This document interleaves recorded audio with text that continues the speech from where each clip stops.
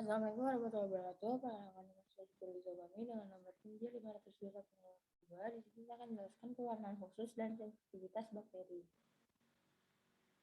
Nah, kita bahas dari pengertian bakteri. Bakteri adalah mikroorganisme yang sangat sederhana, tidak bernukleus dan sifatnya berbeda dengan organisme yang mempunyai inti sel.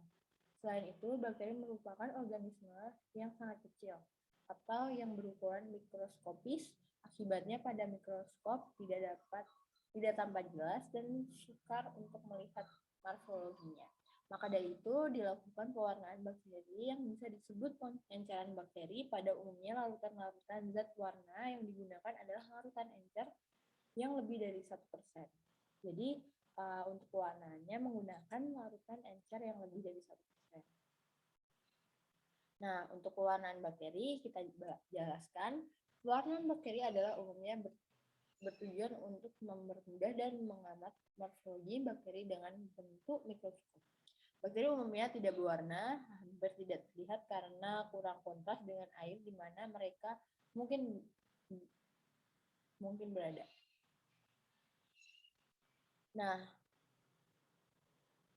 kita ke pewarnaan khusus. Nah, untuk pewarnaan khusus itu terdiri dari 4 pewarnaan, yaitu pewarnaan spora, pewarnaan kapsul, pewarnaan granula, pewarnaan flagella. Nah, kita bahas dari pewarnaan spora.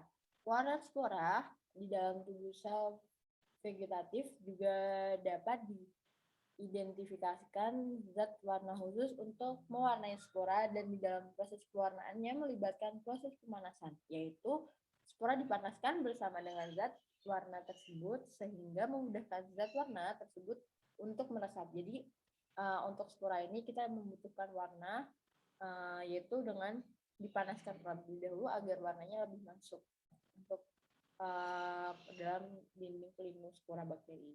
Terdapat beberapa metode pewarnaan spora bakteri, diantaranya yaitu metode Stephen dan metode Dorner. Pada metode Stephen itu warnanya digunakan adalah hijau malaksit dan safranin. Sedangkan pada metode Dorner warnanya digunakan adalah karbol yang dipanaskan dengan nekrosis. Kita lanjut ke pewarnaan kapsul. Untuk pewarnaan kapsul tidak dapat dilakukan sebagaimana melakukan pewarnaan sederhana. Pewarnaan kapsul dilakukan dengan menggabungkan prosedur dari pewarnaan sederhana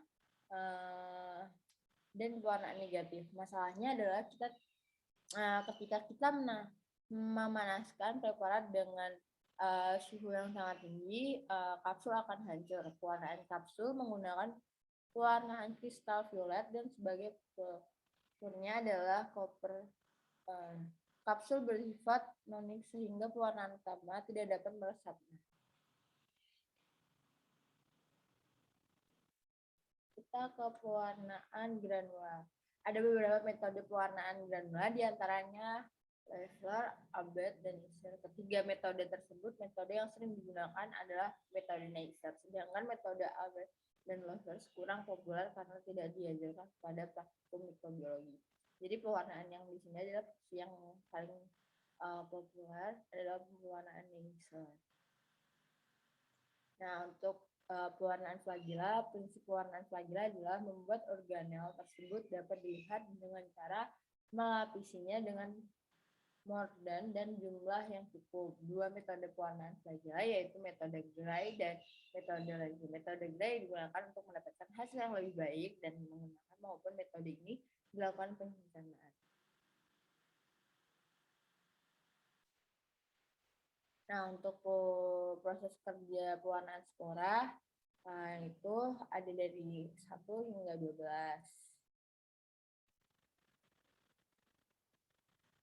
Kita lanjut ke sensitivitas bakteri. Uji sensitivitas bakteri. Uji sensitivitas bakteri adalah suatu metode untuk menekan tingkat ketenaran bakteri terhadap zat antibakteri atau antibiotik dan untuk mengetahui daya kerja dari suatu antibiotik dan membunuhnya bakteri. Voilà.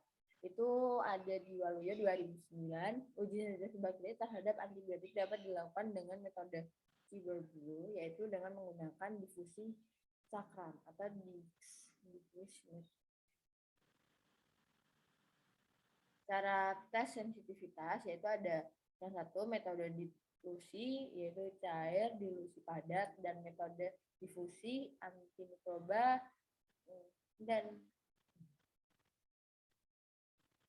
metode dilusi yaitu pada dilusi cair masing-masing obat ditambahkan sensi karena dalam media cair, sedangkan pada dilusi padat setiap konsentrasi obat dicampur dengan media agar lalu ditanamkan kuman dan dalam media cair agar beberapa metode dilusi yaitu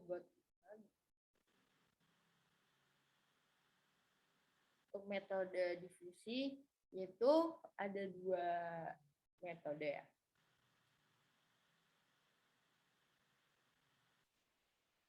Nah, untuk antimikrobial yaitu prinsipnya hampir sama dengan cara fisiologi yaitu meletakkan strip pada Washington kemudian Levana. Yang untuk short automatic atau Shiala adalah sebuah penamaan mikro dari bakteri dengan jumlah yang telah diketahui sebelumnya.